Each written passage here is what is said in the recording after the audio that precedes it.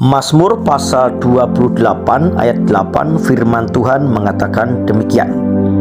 Tuhan adalah kekuatan umatnya dan benteng keselamatan bagi orang yang diurapinya. Suara Anak Supurio hari ini dengan judul Keterbukaan Awal Pemulihan.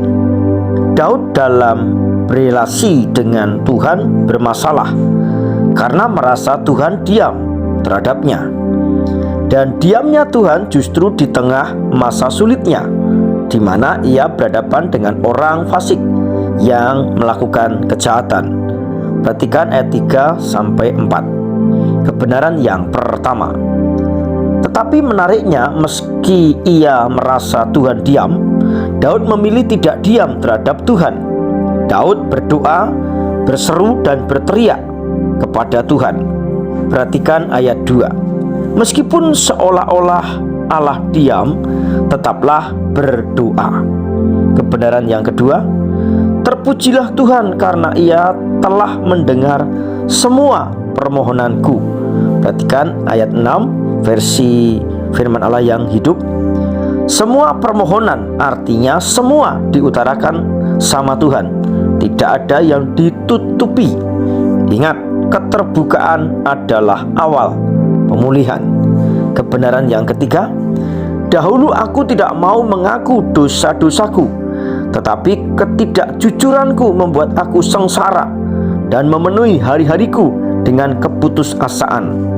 Mazmur 32 ayat 3 versi firman Allah yang hidup. Apa sih susahnya terbuka?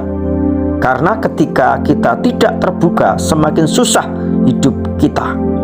Kebenaran yang keempat, Tuhan yang berkuasa tidak lagi berkuasa mengubah kita karena kita tidak terbuka.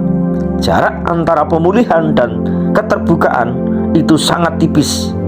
Kebenaran yang kelima, Daud beria-ria dan bersorak lepas karena pemulihan dari Tuhan. Perhatikan ayat yang ketujuh.